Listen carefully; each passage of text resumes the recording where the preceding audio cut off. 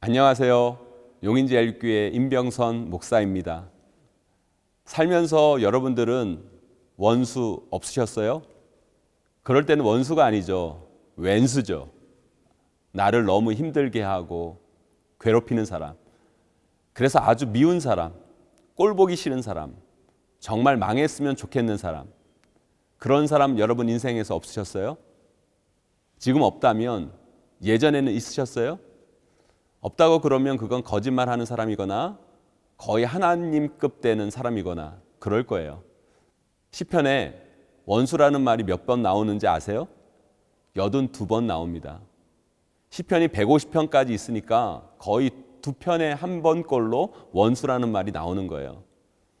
오늘 우리가 9편을 보고 있는데요.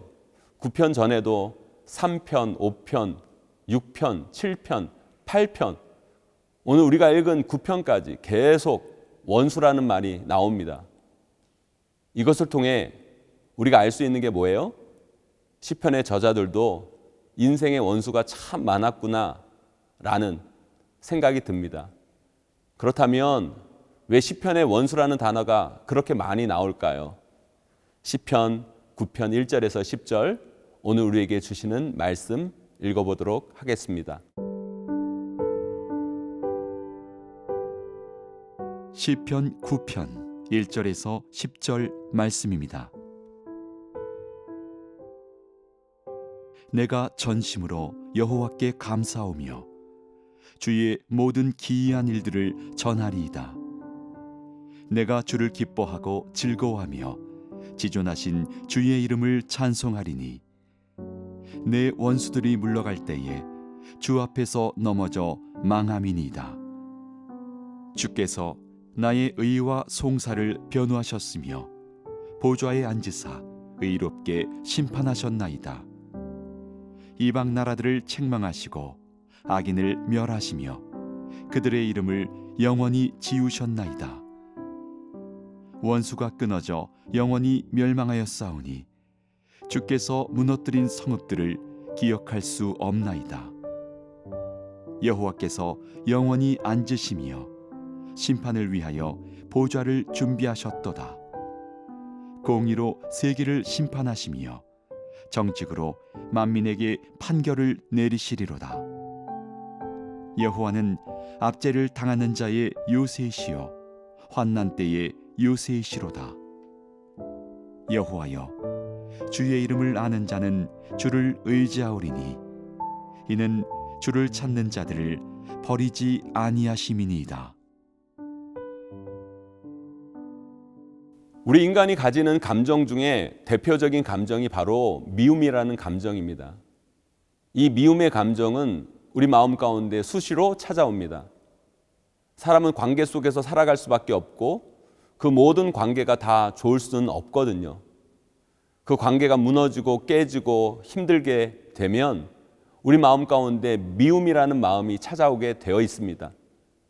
다윗도 그런 거죠. 그런 미운 사람, 정말 꼴보기 싫은 사람, 정말 망했으면 좋겠는 사람, 그 사람이 다윗의 인생 가운데 많았고 그런 자를 다윗은 원수로 표현하고 있는 거예요. 이걸 보면서 참 위로가 되고 힘이 되는 게 있어요. 그 신앙 좋다는 다윗도 하나의 인간이었구나. 우리랑 별반 다르지 않구나. 우리처럼 누군가를 많이 미워했구나. 이런 마음이 들면서 참 위로가 됩니다. 오늘 말씀에도 보세요. 3절입니다. 내 원수들이 물러갈 때에 주 앞에서 넘어져 망함이니이다. 6절도 읽어볼까요? 원수가 끊어져 영원히 멸망하였사오니 주께서 무너뜨린 성읍들을 기억할 수 없나이다. 거의 저주 수준이죠. 원수를 사랑하기는커녕 그들을 이해하고 용서하기는커녕 원수의 뺨을 치고 원수들이 부끄러움을 당하고 원수들이 망하고 그것도 영원히 망하고 그 원수에 대해서 저주하는 다윗의 모습을 봅니다.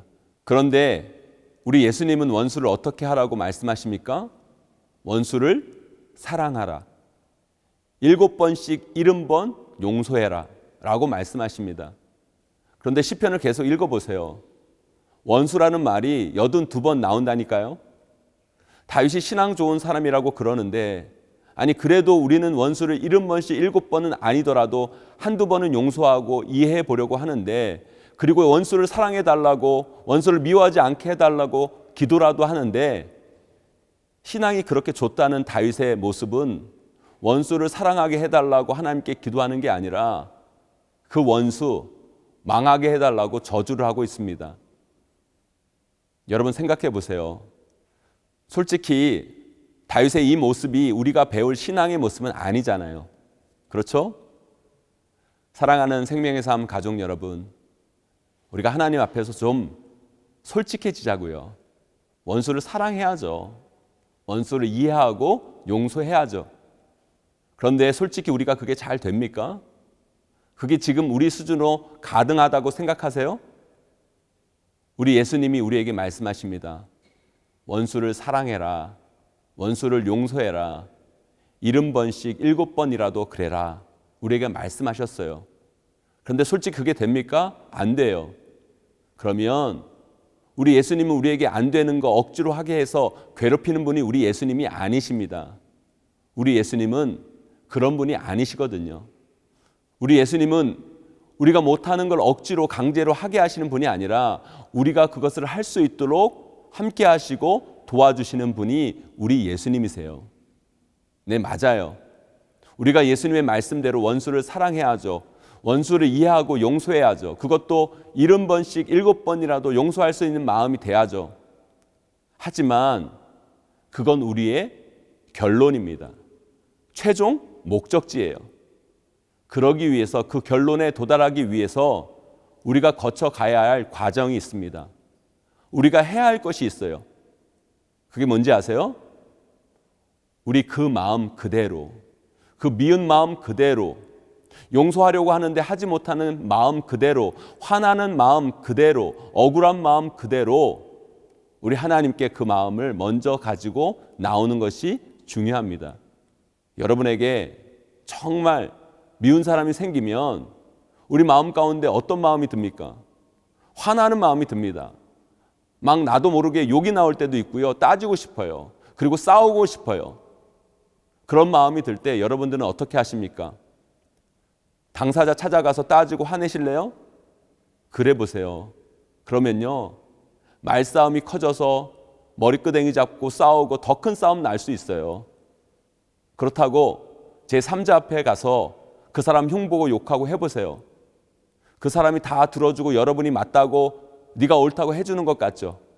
앞에서는 다 그래요. 웃긴 건 뭔지 아세요? 그 사람들이 또 내 원수 앞에서는 그 사람 말이 맞다고 그럽니다.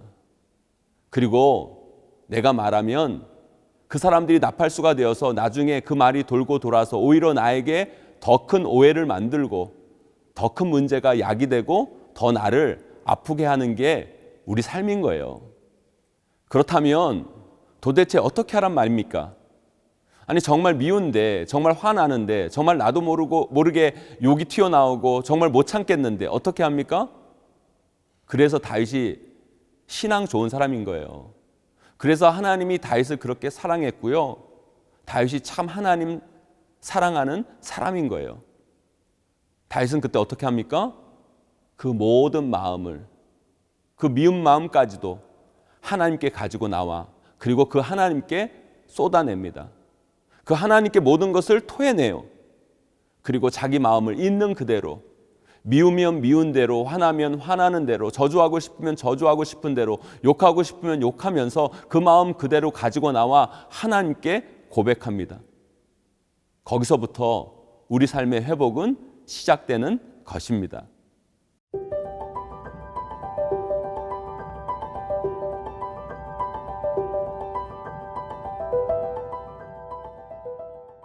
우리 안에 좋지 않은 감정이 찾아왔을 때 다윗이 했던 방법을 우리는 배워야 합니다.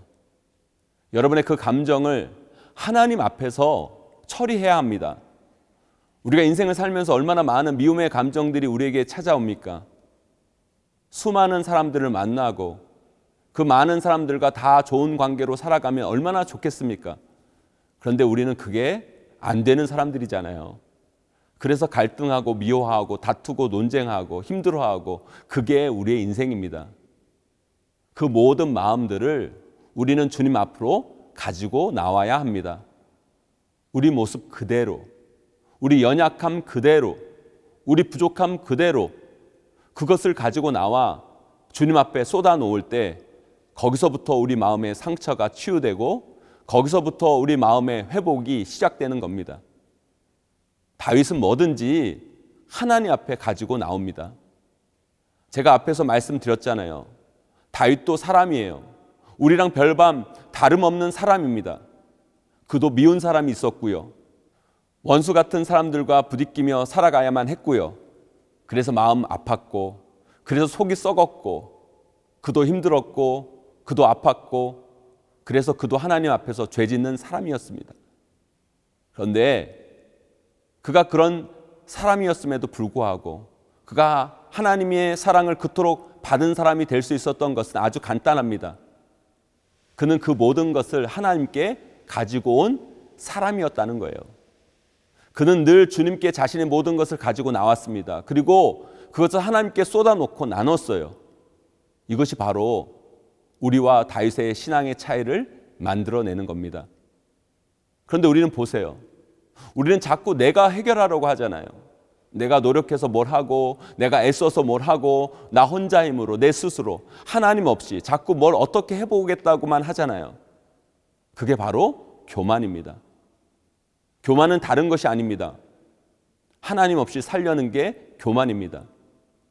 그래서 문제가 있음에도 불구하고 하나님께 문제를 가지고 나오지 않는 모든 사람들은 다 교만한 사람들입니다.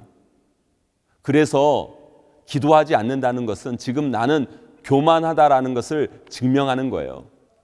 사랑하는 생명의 삶 가족 여러분, 여러분들은 여러분 인생에 찾아오는 잘못된 감정의 찌꺼기들, 분노, 미움, 짜증, 화 이런 것들을 어떻게 풀고 해결하고 계십니까? 그저 속으로 삭히십니까? 그러다가 화병 생겨요. 풀어야 됩니다. 그래서 다른 사람에게 가서 이야기하면 풀려집니까? 네, 한순간은 속이 편하겠죠. 그러나 그것이 완전한 해결도 될 수 없고 그 사람도 우리랑 똑같은 사람인데 그 사람이 어떻게 나에게 답을 주겠습니까? 주님 앞으로 가지고 나아오세요. 그분께 쏟아내세요. 어떤 것도 좋아요. 여러분의 마음 그대로, 그 모습 그대로 나오세요. 여러분들이 그 사람 밉다고 그 사람 욕 막 하면 하나님께서 야단치시면서 너 그러지 마 할 분이 아니십니다. 오늘 본문의 다윗은 원수에 대해 하나님 앞에서 저주까지 합니다. 그런데 하나님은 그 마음까지도 받아주십니다. 그리고 풀어주십니다. 거기에 대해 용서할 마음도 주십니다. 어떻게 합니까? 다윗을 그렇게 괴롭혔던 철천지 원수 같은 사울을 다윗은 자신이 처리하지 않았습니다. 그를 용서할 수 있는 힘을 하나님으로부터 받습니다. 우리가 주님 앞에 우리의 모든 감정을 가지고 나와올 때 하나님은 우리의 마음을 만지시고 회복하시고 하나님의 뜻을 행할 힘을 우리에게 공급해 주십니다. 그 은혜를 누리시는 우리 모두가 되시기를 간절히 소망합니다.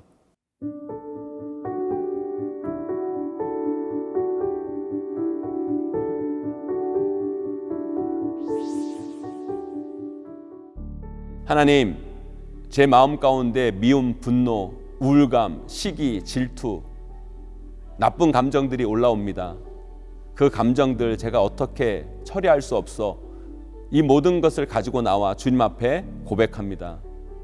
주님, 우리의 마음을 만져주시고 그 좋지 않은 감정을 회복할 수 있는 힘과 능력을 저에게 부어 주시옵소서. 그래서 온전한 하나님의 마음으로 이 땅을 살아갈 수 있도록 도와주시옵소서. 예수님의 이름으로 기도합니다. 아멘.